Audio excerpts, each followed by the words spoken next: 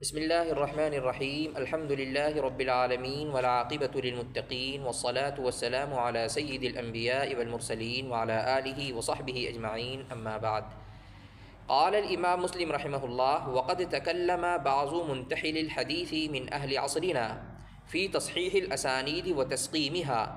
یا ایک نسخے میں وسقیمها بقول لو ضربنا عن حکایته وذکر فساده صفحا لکان رأیا متینا ومذہبا صحیحا، اور کلام کیا بعض مدعیان حدیث نے ہمارے زمانے کے احادیث کی تصحیح و تسقیم کے متعلق ایسا لو ضربنا عن حکایته، ضرب کا صلہ جب عن آتا ہے تو اس کے معنی ہوتے ہیں اعرض، قرآن کریم میں بھی ہے افنضرب عنکم الذکر، تو لو ضربنا کا ترجمہ کریں گے کہ اگر ہم اعراض کر لیں اس کے نقل کرنے سے، وذکر فسادہ، اور اس کے فساد کے ذکر سے، لکان رأیا متینا ومذہبا صحیحا، تو ہوتی وہ پختہ رائے اور صحیح مذہب۔ اذ الاعراض عن القول المطرح احرى لاماتته واخمال ذکر قائلہ، اس لیے کہ اعراض کرنا قول مطرح سے، قول مطرح کے معنی ہے ناقابل التفات نظریہ، تو ترجمہ ہوگا کہ ناقابل التفات نظریے سے اعراض کرنا احرى زیادہ لائق ہے، لاماتته اس کو مار ڈالنے کے لیے، یعنی اس ناقابل التفات نظریے کو مار ڈالنے کے لیے، واخمال ذکر قائلہ، اور صاحب نظریہ کا نام مٹانے کے لیے، واجدر، اور زیادہ لائق ہے۔ اللہ یکون ذلک تنبیہا للجہال علیہ، اس بات کے کہ وہ تذکرہ جاہلوں کی آگاہی کا سبب نہ بنے، غیر انا لما تخوفنا من شرور العواقب واغترار الجہلة بمحدثات الامور واسراعهم الى اعتقاد خطأ المخطئین والاقوال الساقطة عند العلماء، مگر جب ہم نے نئی باتوں سے، بمحدثات الامور، نئی باتوں سے انجام کی خرابی کا خطرہ محسوس کیا، اور ناواقف لوگوں کے دھوکے میں پڑ جانے کا، اغترار الجہلہ کا معنی ہے ناواقف لوگوں کے دھوکے میں پڑ جانے کا خطرہ محسوس کیا، وَإِسْرَاعِهِمْ إِلَىٰ اعْتِقَادِ خَطَأِ الْمُخْطِئِينَ، اور ان کے خطا کاروں کی خطا کا،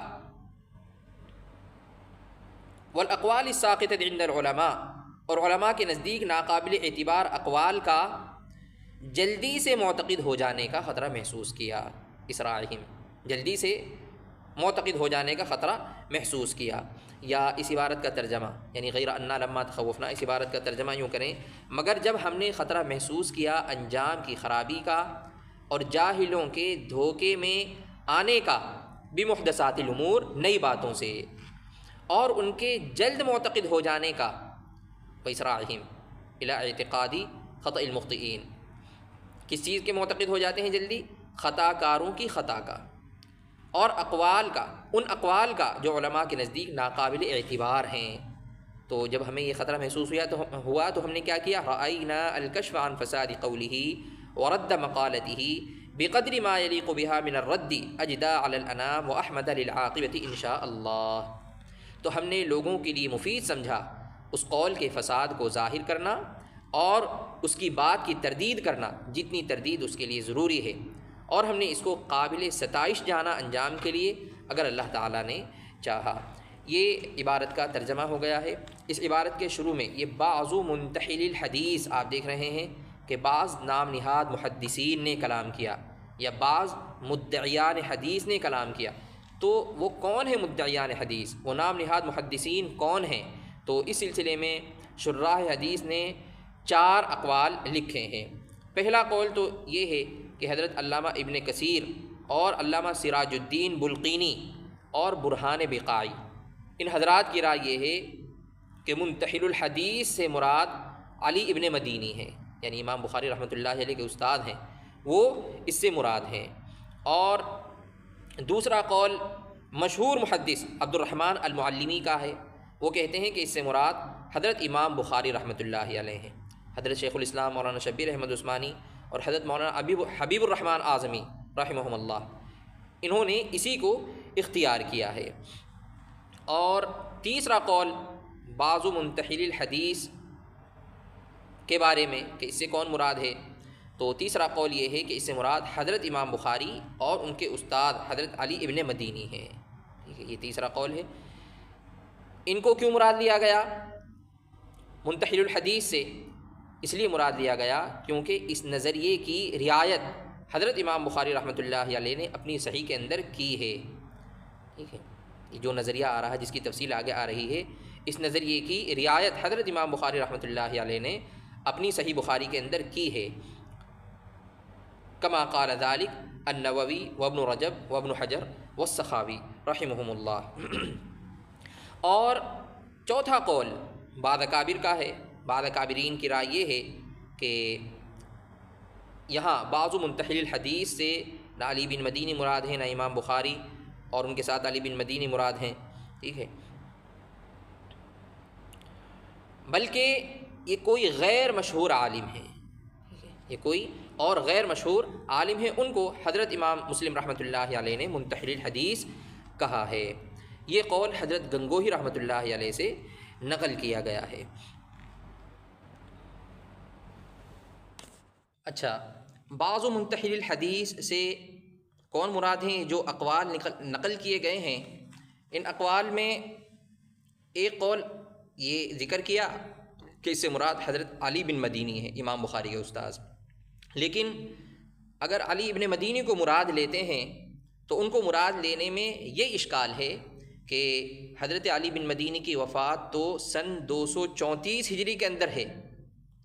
اور 234 ہجری تک مصنف رحمۃ اللہ علیہ نے اپنی کتاب کی تالیف شروع نہیں کی تھی۔ مسلم شریف کی تالیف تو سن 233 ہجری میں شروع ہوئی ہے اور 15 سال لگ گئے ہیں۔ 250 ہجری میں حضرت امام مسلم رحمۃ اللہ علیہ نے اپنی اس تالیف کو مکمل فرمایا ہے، حالانکہ حضرت مصنف رحمۃ اللہ علیہ نے یہاں کیا فرمایا؟ من اہل عصرنا فرمایا ہے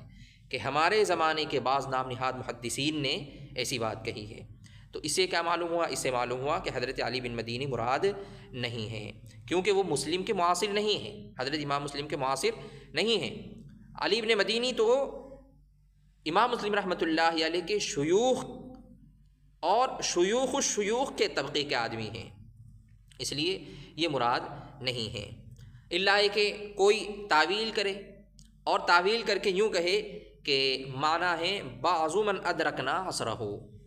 من اہل عصرنا، جو امام مسلم رحمۃ اللہ علیہ نے فرمایا، تو وہ اس میں تعویل کر کے یوں کہے کہ اس کا معنی ہے بعض من ادرکنا عصرہ۔ جی، تو ایک قول تو یہ تھا کہ علی بن مدینی مراد ہے، لیکن ان کو مراد لینے میں یہ اشکال ہے۔ ایک اور قول یہ ذکر کیا تھا ابھی کہ حضرت امام بخاری مراد ہیں، تو امام بخاری کو مراد لینے کی صورت میں بھی اشکال ہے دو وجہ سے۔ پہلی وجہ تو یہ ہے کہ حضرت امام بخاری رحمۃ اللہ علیہ نے اپنی صحیح میں ملاقات کو ملحوظ رکھا ہے اور اس کے ثبوت کا التزام کیا ہے، لیکن حدیث کی صحت کے لیے اس کو ضروری نہیں سمجھا ہے، تو ایک وجہ یہ ہے، بخاری کو اگر مراد لیتے ہیں تو یہ اشکال ہے۔ اور دوسری وجہ یہ ہے کہ حضرت امام بخاری رحمۃ اللہ علیہ کو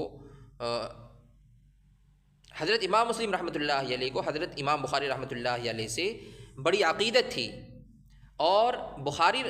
امام مسلم رحمۃ اللہ علیہ کے بڑے استاذ ہیں، تو اپنے استاذ کے بارے میں، اور وہ بھی عقیدت والے استاذ کے بارے میں، اس قدر سخت بات امام مسلم رحمۃ اللہ علیہ کیسے کہیں گے؟ الا یہ کہ کوئی یوں کہے کہ امام مسلم رحمۃ اللہ علیہ اصل میں امام بخاری کی امامت کے معترف ہوئے ہیں بعد میں،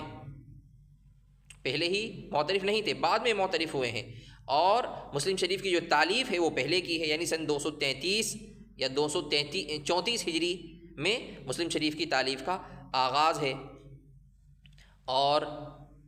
بخاری کی امامت کے معترف امام مسلم ہوئے ہیں کب؟ جب آپ نیشاپور تشریف لے گئے ہیں سن 250 ہجری میں۔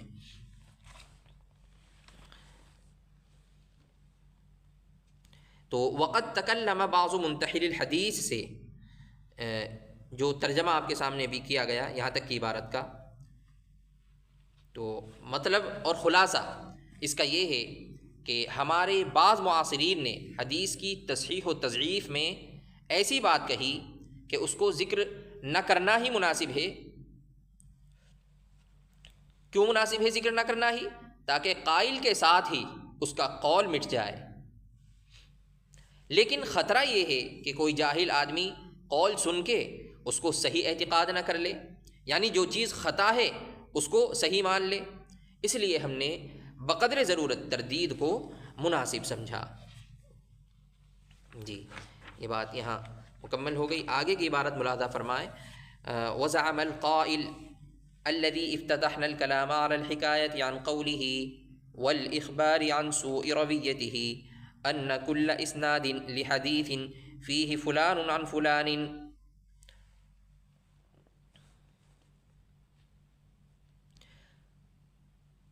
اس قائل نے جس کے قول کو بیان کرنے کے لیے اور جس کی بدفکری سے باخبر کرنے کے لیے ہم نے بات شروع کی ہے، زعما اس نے گمان کیا، ان کل اسناد کہ ہر وہ اسناد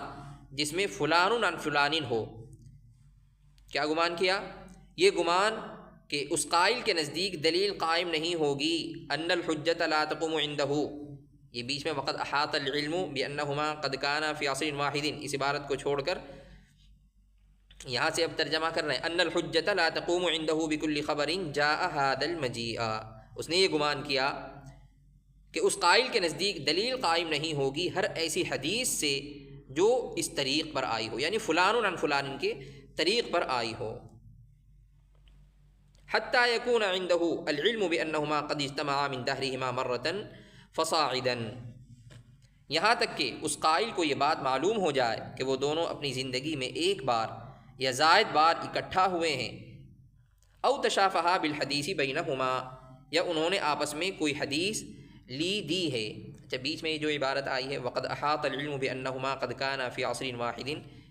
اس کا بھی ترجمہ یہی ملاحظہ فرما لیں، درا حالہ کہ یقینی طور پر ہمارے علم میں یہ بات ہو کہ وہ دونوں یعنی راوی اور مروی عنہ ایک زمانے میں تھے۔ وجائز ان یکون الحدیث الذی روى الراوی عمن روى عنہ قد سمعہ منہ وشافہہ بہ، اور ممکن ہو کہ راوی نے مروی عنہ سے جو حدیث روایت کی ہے وہ اس سے سنی ہو اور اس سے رو در رو لی ہو، غیر انہ لا نعلم له منہ سماعا، مگر یہ کہ ہمیں اس کا اس سے سماع معلوم نہ ہو۔ لہو کی ضمیر راجع ہے راوی کی طرف، اور منہ کی ضمیر یہ راجع ہے مروی عنہ کی طرف، مگر یہ کہ ہمیں راوی کا مروی عنہ سے سماع معلوم نہ ہو۔ وَلَمْ نَجِدْ فِي شَيْءٍ مِّنَ الرِّوَایَاتِ أَنَّهُمَا الْتَقَيَا قَطُّ أَوْ تَشَافَهَا بِحَدِيثٍ، اور نہ کسی روایت میں یہ بات ہمیں ملی ہو کہ وہ دونوں کبھی ملے ہیں یا انہوں نے کوئی حدیث رو در رو لی ہے۔ ٹھیک ہے، ان الحجۃ لا تقوم عنده اس کا ترجمہ کر دیا تھا، ملاحظہ فرما لیں تاکہ تسلسل قائم رہے۔ پھر دیکھیں، ان الحجۃ لا تقوم عنده بكل خبر، کہ استدلال درست نہیں ہے اس شخص کے نزدیک اور اس حدیث سے جاء هذا المجيء جو اس طریقے پر آئی ہو، حتی یکون عنده العلم بانہما قد اجتمعا من دہرہما مرۃ فصاعدا، تا آ کے اس کو معلوم ہو کہ وہ دونوں زندگی میں ایک بار یا متعدد بار مل چکے ہیں، او تشابہ بالحدیث بینہما، یا انہوں نے حدیث رو در رو لی ہے، او یرد خبر فیہ بیان اجتماعہما، یا کوئی ایسی روایت آئے جس میں ان دونوں کے زندگی میں ایک بار مرتن من دہرہما فما فوقہا، یا متعدد بار اکٹھا ہونے اور ملنے کی وضاحت ہو۔ ٹھیک ہے، بیان کے معنی وضاحت۔ فإن لم يكن عنده علم ذلك، بس اگر اس شخص کو اس بات کا علم نہ ہو، ولم تأتي رواية تخبر أن هذا الراوي من صاحبه قد لقيه مرة وسمع منه شيئا، اور نہ کوئی روایت ایسی آئی ہو جو بتاتی ہو کہ اپنے استاد سے روایت کرنے والا یہ راوی یقیناً اس سے ایک بار ملا ہے اور اس سے کوئی حدیث سنی ہے، لم يكن في نقله الخبر عمن روى عنه ذلك والامر كما وصفنا حجة، تو اس راوی کے حدیث نقل کرنے میں اس استاد سے جس سے وہ یہ روایت کرتا ہے، والامر كما وصفنا، درا حالہ کہ صورتحال وہ ہو جو ہم نے بیان کی، کوئی حجت نہ ہوگی۔ وكان الخبر عنده موقوفا، اور حدیث اس شخص کے نزدیک موقوف ہوگی، حتى يرد عليه سماعه منه لشيء من الحديث قل او كثر، یہاں تک کہ اس شخص کو راوی کا مروی عنہ سے حدیث سننا پہنچے، خواہ وہ سماع کم ہو یا زیادہ ہو. فی روایت مثل ما ورد، کسی ایسی روایت کے ذریعے جو وارد ہونے والی روایت کے ہم پلہ ہو. ٹھیک ہے، یا فی روایت مثل ما ورد کا ترجمہ کریں گے کسی ایسی روایت کے ذریعے، جی یہی ترجمہ ہے اس کا کہ کسی ایسی روایت کے ذریعے جو وارد ہونے والی روایت کے ہم پلہ ہو، یعنی جیسے حدیث وارد ایسے ہی سماع بھی وارد. دیکھیے اس عبارت میں امام مسلم رحمۃ اللہ علیہ نے جو کچھ بیان کیا ہے، امام مسلم رحمۃ اللہ علیہ کی عبارت میں تو اتناب ہے، خوب تفصیل سے اس مسئلے کو بیان کیا ہے، لیکن حاصل اس کا یہ ہے کہ سند معنعن ملاقات کی صورت میں معتبر ہے، اور اگر ملاقات ثابت نہیں ہے، صرف معاصرت ثابت ہے تو معتبر نہیں ہے. بس یہ بات حضرت امام مسلم رحمۃ اللہ علیہ نے اس طویل عبارت میں بالاتناب بیان فرمائی ہے. پھر ملاحظہ فرما لیں کیا ہے اس کا حاصل؟ اس کا حاصل یہ ہے کہ سند معنعن ملاقات کی صورت میں معتبر ہے، اور اگر ملاقات ثابت نہیں، صرف معاصرت ثابت ہے تو معتبر نہیں ہے.